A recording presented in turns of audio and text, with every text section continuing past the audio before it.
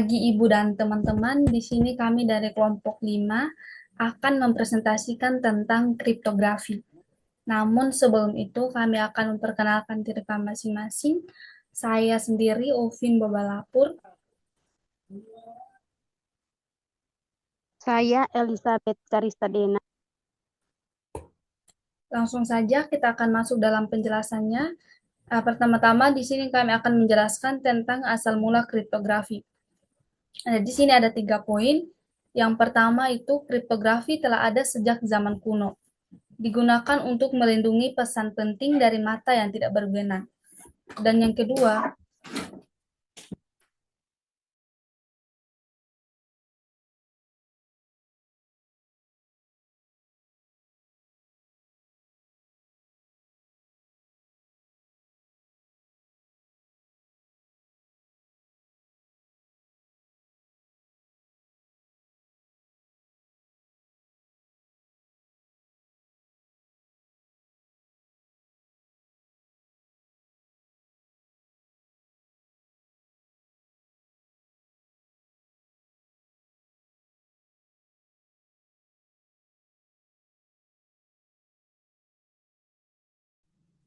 ulang ya. Panas kok susah.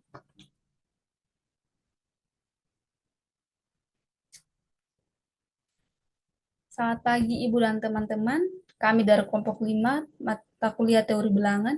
Di sini kami akan menjelaskan tentang kriptografi. Namun sebelum itu kami akan memperkenalkan diri kami masing-masing. Saya sendiri Ovin Bobalapur. Saya Elizabeth Karisadena.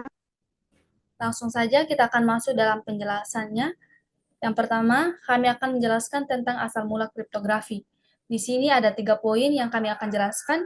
Yang pertama itu adalah kriptografi telah ada sejak zaman kuno. Ini digunakan untuk melindungi pesan penting dari mata yang tidak berwenang. Dan yang kedua, salah satu contohnya adalah Kaiser Chiper.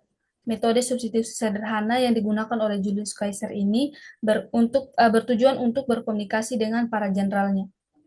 Dan yang ketiga, seiring berjalannya waktu, teknik kriptografi ini semakin kompleks, sejalan dengan perkembangan teknologi dan kebutuhan keamanan yang semakin meningkat. Nah, kriptografi itu sendiri adalah seni dan ilmu menjaga kerahasiaan informasi dengan mengubah pesan asli atau plain text menjadi bentuk yang tidak bisa dibaca atau ciphertext. Nah, adapun dalam kriptografi itu ada yang dinamakan dengan cipher klasik. Cipher klasik itu adalah metode sederhana yang digunakan untuk menenskripsi pesan. Metode ini seringkali dipecahkan dengan mudah karena pola yang mudah ditebak. Nah, ada 3 pendapat di sini, yaitu yang pertama dari Kaiser Cipher, di mana menurut Kaiser Cipher ini setiap huruf dalam plain text itu digeser dengan jumlah tetap pada alfabet. Misalkan dengan pergeseran 3, di mana huruf A menjadi D, huruf B menjadi E, dan begitu seterusnya. Dan menurut Alf Heciper, itu modifikasi dari Kaiser Cipher. Nah, ini menggunakan transformasi linear, yaitu EX sama dengan AX tanpa B modulo M. Dan yang terakhir itu menurut Vigener Cipher. Menurut Vigener Cipher ini, dia menggunakan kata kunci untuk menentukan pergeseran yang berbeda pada setiap posisi huruf plain text. Nah, yang berikut ini adalah uh, tabel asli atau the numerical equivalence of letters. Nah, ini adalah tabel di mana bagian atasnya adalah huruf asli dan yang bagian bawahnya ini adalah kode asli atau angka aslinya. Dan yang tabel kedua ini, tabel yang telah uh, digeserkan sebanyak 3 kali pergeseran atau ini kita bisa lihat dari plain text-nya, ini merupakan huruf asli dan kode aslinya. Dan yang di bagian bawah tabel yang kedua ini, tabel kolom kedua ini merupakan ciphertext atau yang telah dilakukan pergeseran 3 huruf, dan kita memperoleh uh, huruf pertama itu menjadi D dan diakhiri oleh ABC. Dalam kriptografi juga ada yang dinamakan dengan kriptografi kunci simetris. Nah, kriptografi kunci simetris ini menggunakan kunci yang sama untuk enskripsi dan deskripsi. Kedua belah pihak yang berkomunikasi harus memiliki kunci yang sama. Ada 2 poin di sini, yaitu yang pertama, DES atau Data Encryption Standard. Nah, menurut DS ini algoritmanya enskripsi blok yang menggunakan kunci 56 bit. Dan yang kedua, itu AES atau Advanced Encryption Standard. Algoritmanya algoritma enskripsi blok yang lebih aman dengan panjang kunci 128, 192 atau 256 bit. Dalam kriptografi juga ada yang dinamakan dengan kunci asimetrik. Kunci asimetri ini menggunakan dua kunci yang berbeda, yaitu kunci publik dan kunci privat. Adapun 3 poin dari kriptografi kunci asimetri ini, yaitu yang pertama RSA. Ini didasarkan pada kesulitan faktorisasi bilangan besar. Dan yang poin yang kedua, yaitu kunci publik, itu dapat dibagikan kepada siapa saja. Dan yang ketiga itu kunci privat, ini dipertahankan secara rahasia oleh pemilik. Nah, dalam kriptografi juga ada yang dinamakan dengan fungsi khas. Fungsi khas ini mengubah input dengan ukuran variabel menjadi output dengan ukuran tetap. Fungsi khas ini digunakan untuk memverifikasi integritas data. Nah, ada 2 poin juga di sini, yaitu yang pertama di sini kita lihat uh, ini adalah tanda bintang dan dinamakan dengan MD5. Ini menghasilkan H128 bit, tetapi rentan terhadap serangan tabrakan. Dan yang kedua ini adalah simbol share dan dinamakan dengan SHA. SHA ini adalah keluarga fungsi khas yang lebih aman, termasuk SHA-1, SHA-256, dan SHA-512. Untuk penjelasan selanjutnya akan dijelaskan oleh teman saya, Elizabeth. Baik, terima kasih untuk kesempatan yang diberikan kepada saya. Untuk penjelasan berikutnya yaitu mengenai tanda tangan digital. Nah, teman-teman, tanda tangan digital memungkinkan verifikasi keaslian dan integritas pesan atau dokumen digital menggunakan kriptografi kunci publik. Proses tanda tangan digital itu melibatkan menghitung hash dari pesan, lalu yang kedua, menkripsi hash menggunakan kunci pribadi pengirim untuk menghasilkan tanda tangan digital, lalu yang ketiga, penerima menggunakan kunci publik. Lanjut, ya, untuk penjelasan yang kedua yaitu mengenai protokol dalam kriptografi. Protokol dalam kriptografi sendiri meliputi SSL atau TLS. Ini merupakan protokol untuk komunikasi yang aman melalui jaringan komputer. Lalu yang kedua yaitu PGP atau Pretty Good Privacy. Ini meliputi protokol untuk mengenkripsi email dan data file. Penjelasan yang berikutnya, serangan kriptografi. Serangan kriptografi itu sendiri adalah upaya untuk memecahkan algoritma enkripsi dan mendapatkan akses ke data rahasia. Serangan kriptografi sendiri terdapat 2 bentuk. Yang pertama, brute force attack, yaitu mencoba semua kemungkinan kunci hingga menemukan yang benar. Semakin panjang kunci, semakin sulit serangan ini dilakukan karena jumlah kemungkinan kunci secara eksponensial. Lalu yang kedua yaitu kriptanalisis. Analisis ciphertext untuk menemukan kelemahan dan algoritma enkripsi. Contohnya, serangan kriptanalisis termasuk serangan frekuensi pada cipher substitusi dan serangan diferensial pada cipher block. Lanjut, baik, kita akan masuk pada contoh soal.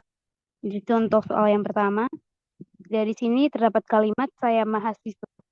Jika kita menyandingkan pesan tersebut dengan shift-nya 5 menggunakan teknik enkripsi, maka kita mendapatkan S-nya 18, A-nya 0, Y-nya 24, lalu M-nya 12, H7, S18, I8, dan W22.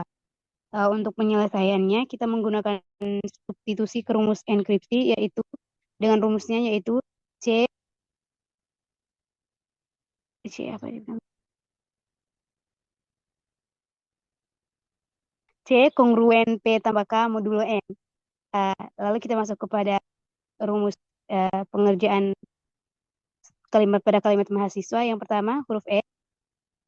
Jika kita masuk ke rumusnya, C kongruen 18 tambah 5 modulo 26, hasilnya yaitu huruf X. Lalu huruf A, kita masukkan ke rumusnya, C kongruen 0 tambah 5 modulo 26, kita masukkan huruf E. Lalu huruf Y-nya, C kongruen 24 tambah 5 modulo 26, kita menghasilkan huruf D. A, C kongruen 0 tambah 5 modulo 26, menghasilkan huruf F. Lalu untuk huruf M, jika kita masuk ke rumusnya, C kongruen 12 tambah 5 modulo 26, kita menghasilkan huruf R. Lalu pada huruf A, C kongruen 0 tambah 5 modulo 26, menghasilkan huruf F, maaf. Lalu huruf H, C kongruen 7 tambah 5 modulo 26, menghasilkan huruf M. Nah, untuk selanjutnya teman-teman bisa melihat pada slide hingga penyelesaian yang terakhir, yaitu huruf A. Kita masukkan ke dalam rumusnya, C kongruen 0 tambah 5 modulo 26, menghasilkan huruf F. Nah, teman-teman, dari hasil enkripsi di atas, kita mendapatkan pesan saya mahasiswa menjadi XFDF, RFM, FX, and XBF.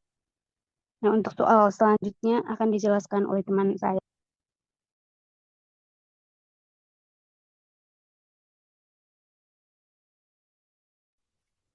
Kita akan masuk dalam contoh yang kedua, di mana kita akan mengubah pesan ciphertext ini ke dalam bentuk aslinya. Dan di sini ada kalimat yaitu HME XEX EX. Deskripsikan teks ini agar kembali sebelum inskripsi dengan shift-nya 4. Dan untuk huruf ini dengan kode yang telah digeserkan, atau ini adalah kode ciphertext-nya, yaitu H sama dengan 7, M-nya sama dengan 12, E-nya sama dengan 4, dan X-nya sama dengan 23. Nah, kita akan mensubstitusikan kode-kode di atas atau huruf-huruf di atas itu ke dalam uh, rumus deskripsi, yaitu P kongruen dengan C kurang K modulo N. Nah, di mana C ini adalah kode huruf ciphertext, K itu adalah jumlah shift-nya, dan N-nya itu adalah jumlah alfabet. Jadi kita akan menyelesaikan untuk huruf yang pertama, yaitu huruf A. Di sini kita lihat P kongruen 7 kurang 4. Kenapa 7? Dikarenakan angka untuk huruf H ini dalam ciphertext itu adalah 7. Jadi dikurangkan dengan 4, itu adalah jumlah shift-nya, dan dimodulkan dengan 26, di mana itu adalah jumlah alfabet, dan itu kita memperoleh hasilnya itu D. Begitu langkah untuk huruf-huruf selanjutnya, dan kita memperoleh untuk X-nya itu P kongruen dengan 23 kurang 4 dimodulkan 26, kita memperoleh huruf T. Jadi teman-teman, kata dari XEEX adalah dia taat. XEEX ini adalah kata atau kalimat dari ciphertext, dan ini dia taat itu adalah kalimat asli. Dan dari penjelasan-penjelasan sebelumnya, kita memperoleh kesimpulan bahwa kriptografi itu memainkan peran penting dalam melindungi data dan memastikan keamanan dalam dunia digital. Nah, algoritma dan metode kriptografi ini terus berkembang untuk menghadapi tantangan keamanan yang semakin kompleks. Jadi baik Ibu dan teman-teman, demikian hasil presentasi kami. Sekian dan terima kasih.